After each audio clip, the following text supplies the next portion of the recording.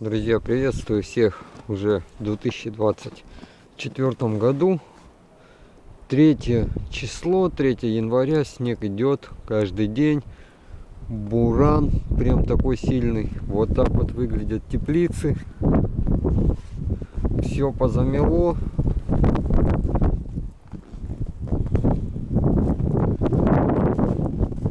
Вот я чистил между теплицами. Тоже все замело. Сверху, но тут слой еще небольшой, сантиметров может быть по 10, поэтому как бы ничего такого страшного. Ну а на большой теплице снега нету. С большой теплицы он скатывается. Так вот все у нас позамело очень сильно. Ну и предстоит работа по уборке снега. Как я говорю, в этом году у меня снегоуборщик вот такой, ручной, так скажем. Поэтому работа будет долгой и упорной.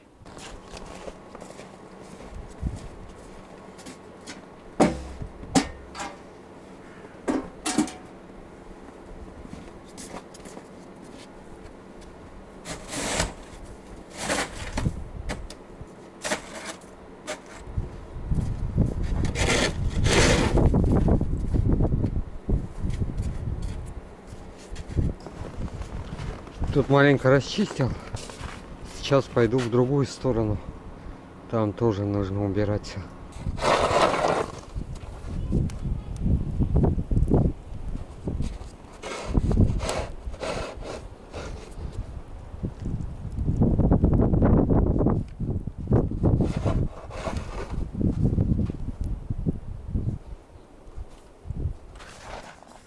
Ну вот где-то примерно час работы.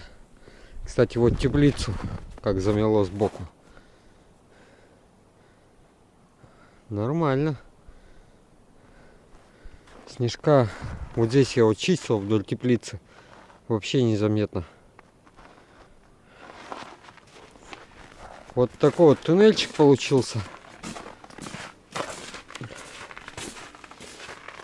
Работа эта практически ежедневная. Ну, не в таком количестве. Дорогу не стал чистить.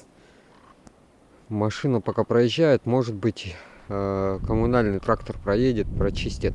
Все-таки улицу он у нас чистит и иногда заезжает сюда в тупичок ко мне и тоже прочищает. Ну, опять же, иногда.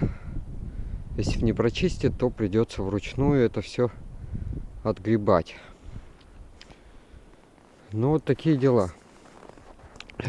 Тепличка нормально. Снег сходит абсолютно. Ну и с нее достаточно сложно было как-то его скидывать. Поэтому я ни капельки не разочаровался, что она такая высокая. 4 метра получается высотой теплица и уклон вот такой вот большой. Поэтому снег хорошо сходит. На маленьких теплицах снег все-таки лежит.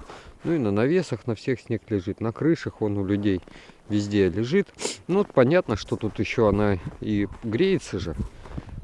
Но если бы даже не грелась, толстый слой бы все равно не лежал. Он бы от своего веса все-таки и уклона падал. Ну вот такая работа на сегодня. 3 января. Скоро Рождество. Пока прочистил основные тропинки до углярки, до теплицы, до машины. Как бы в скором времени начнем уже что-то делать. Доски вот так вот занесло под навесом.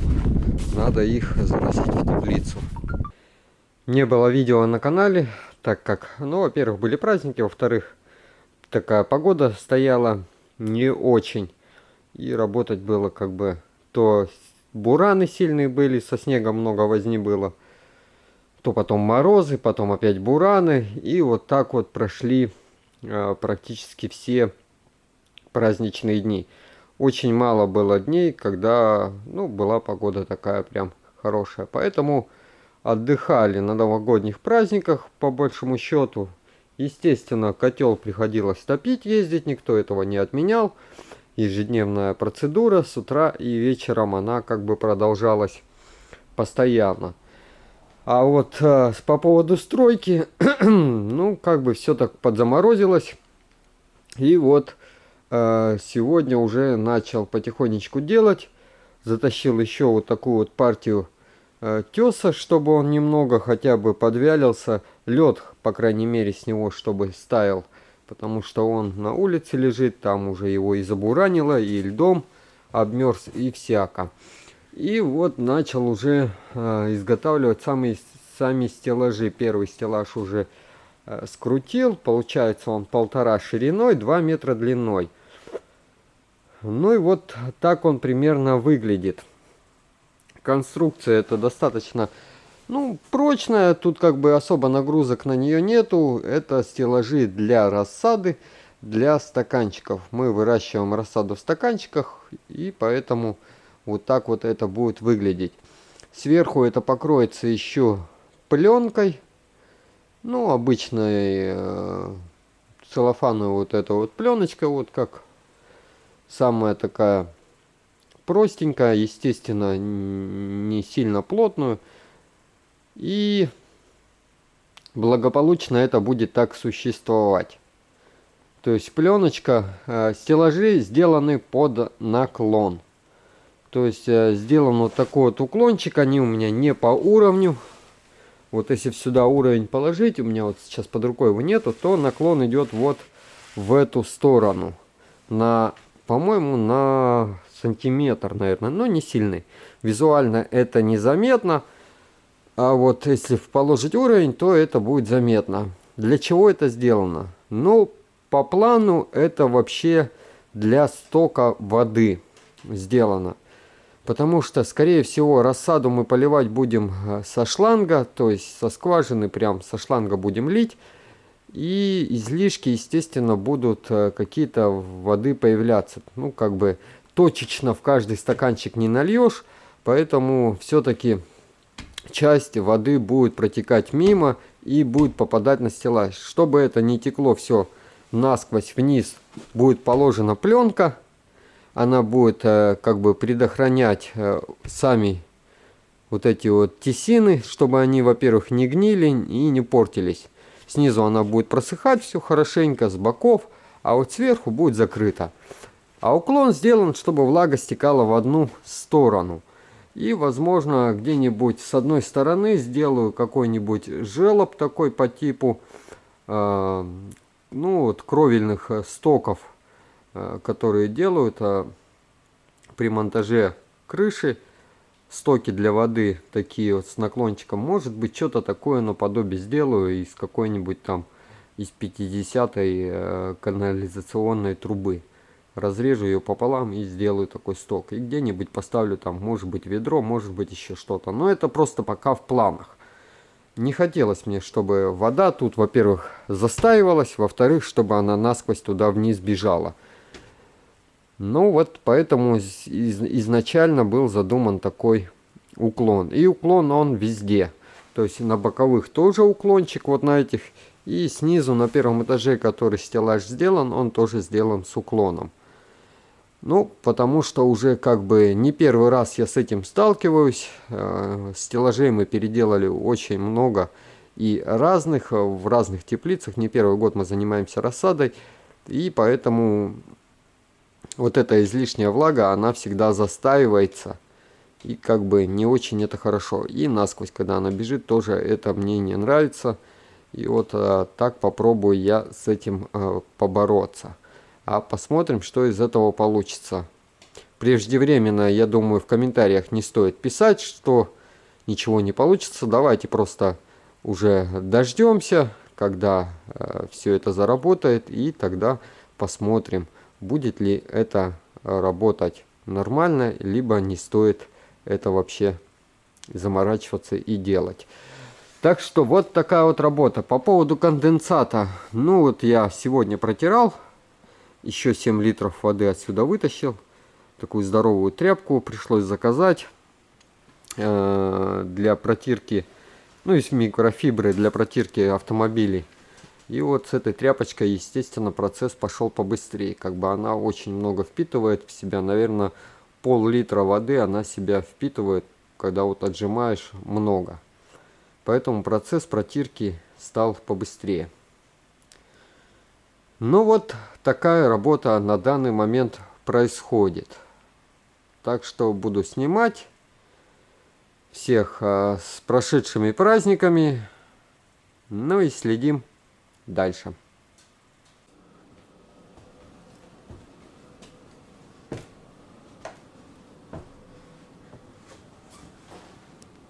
Вот так уже выглядят стеллажи.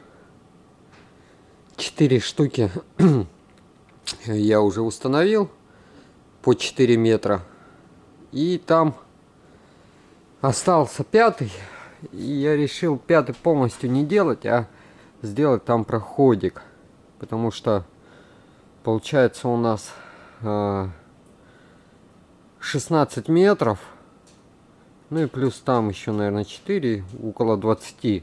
Там может быть чуть меньше 4. Ну, около 20 метров. Это получается центральный стеллаж. Может быть 19. И это как бы сильно длинно. В плане того, что, ну, допустим, вокруг его обходить нежелательно бы было бы. Поэтому решил сделать посерединке проход. Получится где-то по 9 метров, наверное, каждый из стеллажей он длиной будет. Это что касаемо центрального. Ну а боковые, там проходов, естественно, никаких не будет. Боковые, они еще будут играть роль как бы такого ограждения, ну, чтобы не оступиться и туда, так скажем, не упасть. Потом пленка это уберется, и там достаточно много пространства. Поэтому они будут роль играть и стеллажей, и ограждения. Ну и будут просто вот такие вот тропиночки. Так что работа идет. Сегодня у нас на улице достаточно тепло. Где-то минус 10. Ну, даже иногда солнышко светит. Но не весь день. Так. Повторюсь, эта теплица, ну, по крайней мере, 2-й этаж точно будет использоваться как рассадник. Мы занимаемся рассадой, и поэтому вот здесь будут расположены горшки. Все это делается для горшков. В грунте мы в теплицах ничего не выращиваем. Только либо это горшки, либо это стаканчики, либо другая какая-то емкость. Поэтому открытая земля нам, собственно, не сильно и нужна в теплице. Все будет в стеллажах. А летом эта теплица будет использоваться в качестве сушилки для каких-то других ягод, может быть, фруктов. Потому что, да, тут будет сильная жара, естественно, и летом мы отсюда всю рассаду уберем, и летом тут будем сушить какие-то уже ягоды. Но это все пока в планах и не точно. Поэтому по мере строительства уже будет все понятно. Уже вечер. С утра было включение. Затопил котел. Температура достаточно сильно упала. Ну, пока тут работал, некогда было подбрасывать. Да плюс, пока вычищал все, сегодня прочистил все колодцы. Здесь много золы вычистил. Ну и, естественно, то есть золу вычистил там, а там была сажа. Поэтому температура упала вот до 30, ну 28 была. Сейчас вот растет она быстро. И включился электрокотел. Автоматически он у меня включается при 30 градусах. Когда в системе температура воды падает до 30, он включается. Вот сейчас температура повысилась, и он автоматически выключился. То есть он работает только для поддержания температуры. Он не работает всегда, а только когда котел прогорает, либо когда я его вычищаю, чтобы температура в системе не падала, не дай бог еще она там и замерзнет, ну может быть даже и не замерзнет, но я не опускаюсь до критических температур, поэтому электрокотел работает при ниже 30 градусов. Вот так, 5 киловатт котел, естественно он слабенький, но больше возможностей сюда в теплицу поставить нету, поэтому поставил такой, потому что сюда максимум заходит 8 киловатт у меня, ну плюс у меня еще тут освещение, ну и все всякие датчики тут, вулкан тут, и поэтому 5 киловатт хотя бы для поддержания. Он не нагревает воду, то есть допустим она упадет у меня до 28 градусов и все, и она будет стоять примерно 28, ну может быть постепенно будет падать там достаточно долго и медленно, когда котел будет работать. Нагреть он не может такой объем воды, и она не повышается. Вот такая вот чрезвычайная ситуация произошла. На улице шторм, отключили свет. Сейчас котел работает и полностью освещение все работает от генератора. Вот слышно, как он гудит. Когда приехали, на котле было 98 градусов. Ну, как бы безопасность не сработала еще пока. И вот все заработало, подключили генератор. Генератор всего на киловатт, ну этого достаточно, чтобы теплица хотя бы вот в таком режиме чрезвычайном работала. Так что это вот на случай того, что если вдруг отключат свет, а что делать? Ну делать только покупать генератор бензиновый, который будет тарахтеть. Время 4 часа ночи, благо мы живем недалеко и приехали по-быстрому, все это подключили. Вот такие вот дела. Сейчас в системе, ну вот пока 45, на улице тепло, на улице минус 5, ветер сильный. Все гремит.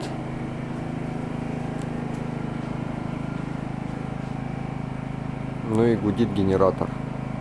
Генератор подключен просто, аварийно, в розетку. Ну, автоматы, естественно, главные я выключил и подключил его в розетку. Так что вот такие, друзья, дела. Обязательно нужно иметь генератор, если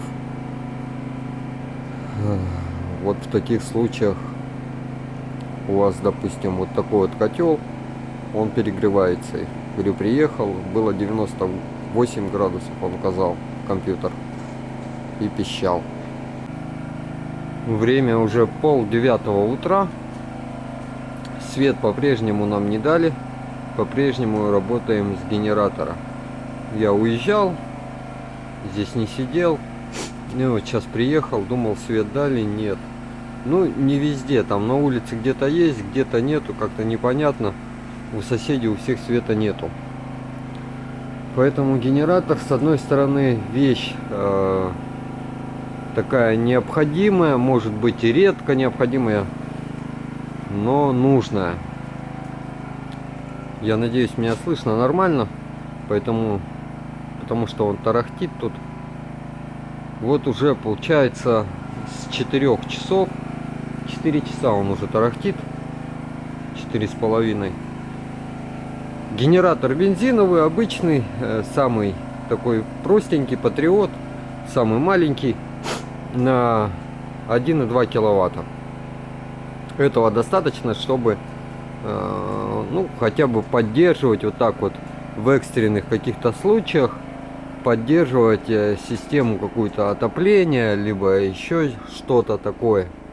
Подключен он у меня сейчас очень просто и очень примитивно. Тоже это, опять же, может быть, это не совсем правильно. Выключен главный автомат, который вход в дом идет со столба подачи электроэнергии. Вот этот автомат я выключил и просто в ближайшую розетку, ну, на автомате где-то, может быть, в щитке я имею в виду, в нее был подключен просто генератор. И все. То есть прям в розетку напрямки, никак не стал его там выдумывать, да и некогда было выдумывать. Понятно, что лучше это все заранее проверить, но ночью в потемках сделать было некогда это все. И просто вилка, одна вилка воткнута в генератор, а другая вилка, ну, с обоих сторон вилки на проводе, и другая вилка воткнута в розетку. И все. И в принципе это все работает. Говорю, может быть, это и не совсем правильно. Естественно, нужно там и фазы, наверное, соблюдать, и все, и все, и все остальное. Но в экстренном таком случае это работает. То есть свет светит, вентиляторы все крутятся, и насос на котле тоже с электроникой работает. И как бы я думал, может быть, там, если перепутаю в фазу 0, может быть, насос в другую сторону будет крутиться. Нет, насос крутится как положено, и система работает. Сейчас я выйду, покажу. Там, наверное, просто без комментариев, просто покажу, потому что, ну, гудит там, не слышно будет.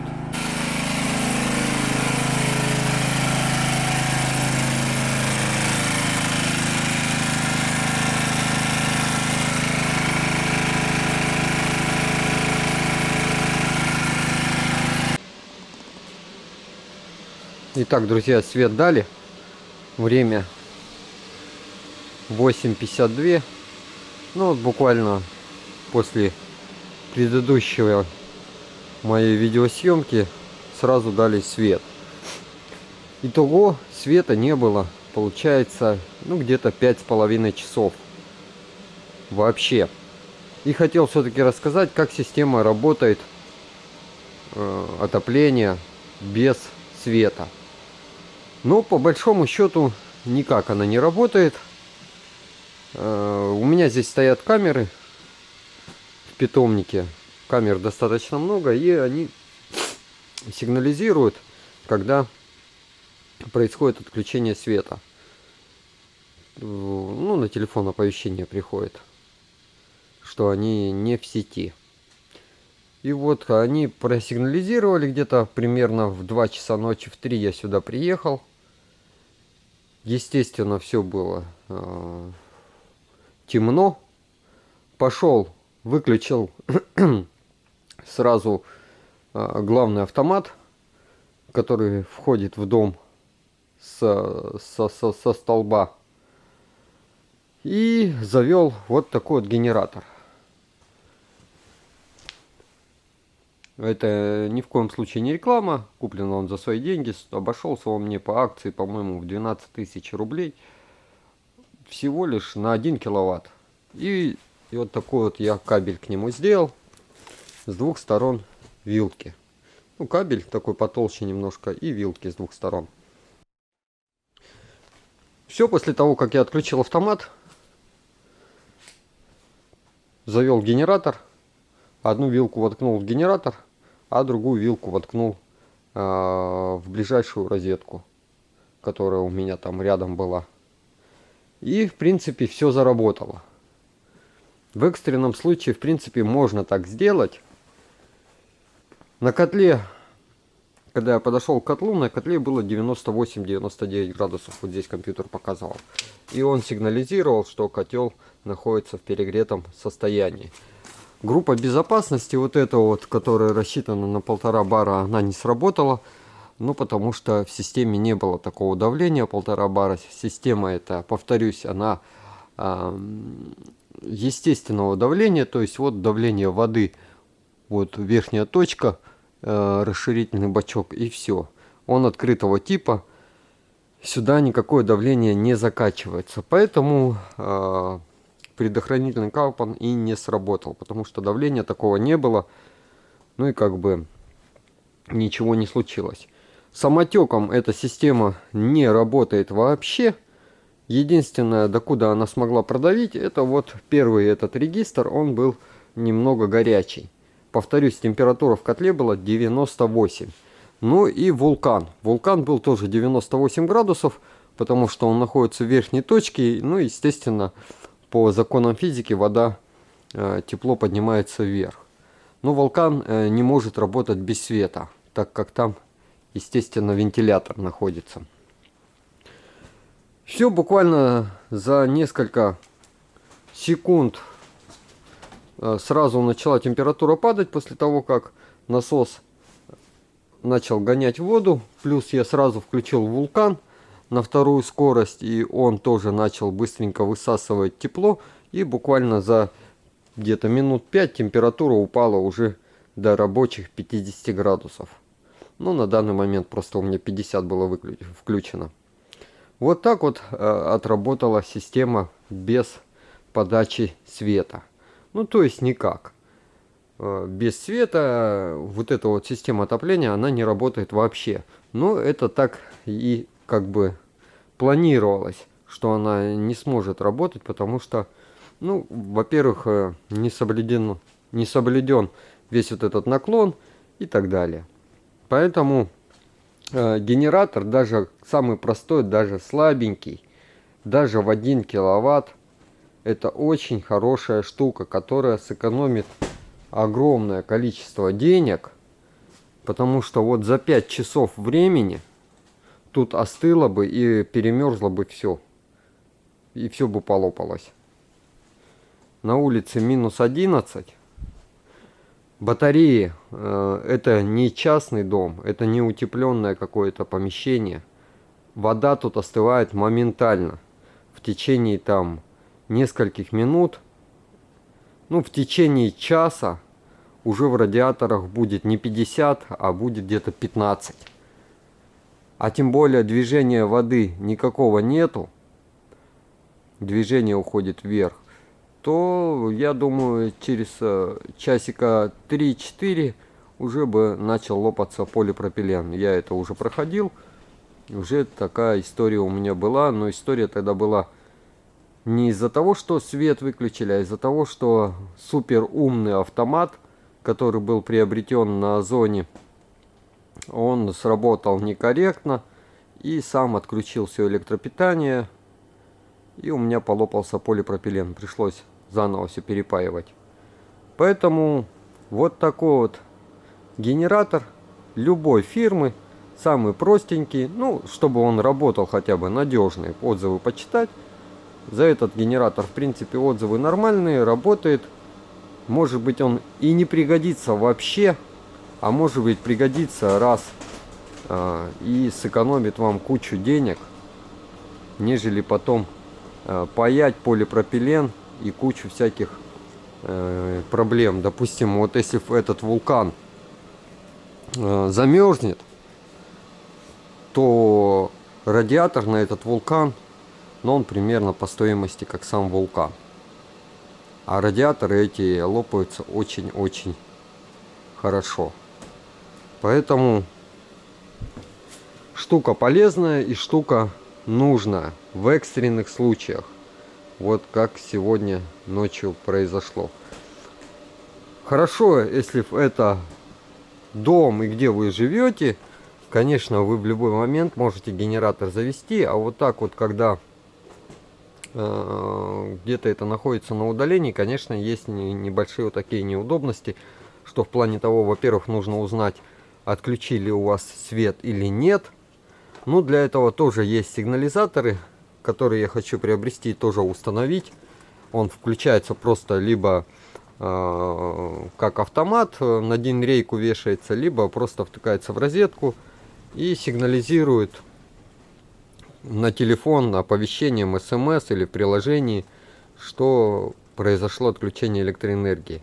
Штука удобная и нужная. Я ее приобрету и обязательно поставлю. Ну, либо вот так вот, как с помощью камер. Тоже можно, в принципе. Ну и тогда нужно, как я сделал, приехать и завести этот генератор. Конечно, есть, сейчас люди напишут в комментариях, есть генераторы, которые с автозапуском, но стоимость таких генераторов начинается там уже, наверное, от 50 тысяч. Я последний раз смотрел. Они там очень массивные, большие, тяжелые, они стационарные, их уже никуда не перенесешь, не перевезешь. Поэтому, ну, я просто отказался. Смысл покупать такой здоровый генератор, отдавать такие деньги, как бы, может быть, если большое потребление, то да. Вот этого вполне киловаттного хватило, чтобы свет горел везде, чтобы котел топился, работал вулкан. Ну и на первое время, в экстренном случае, этого достаточно. Так что вот те люди, которые писали в комментариях, что все запитано от электроэнергии, и как бы что делать, если электроэнергию отключат. Ну вот, друзья, только один вариант — это бензиновый или дизельный генератор. Других вариантов просто нет. Если бы вот у меня его в данный момент не было, ну приехал бы я сюда в 3 часа. Ну и что сделать? Ходить кругами тут с фонариком в темноте. Света нету. Сколько его не будет, непонятно. Час, два, три, 5 или день его не будет. Поэтому в любом случае какой-то генератор нужен, чтобы запустить систему отопления. Это в частности для теплицы. Еще раз повторюсь, только для теплицы. В домашних условиях, вот допустим, мы живем тоже в частном доме, у нас система отопления сделана там немножко по-другому, по старинке. И там она работает, в принципе, хреновасто, но работает самотеком. То есть, если подключить всю электроэнергию, то котел дома, он тоже твердотопливный, простенький, он будет топиться, ну и будет как-то кое-как хреновенько, но гонять воду. Здесь это не работает. И в домашних условиях вода, естественно, остывает в батареях очень медленно.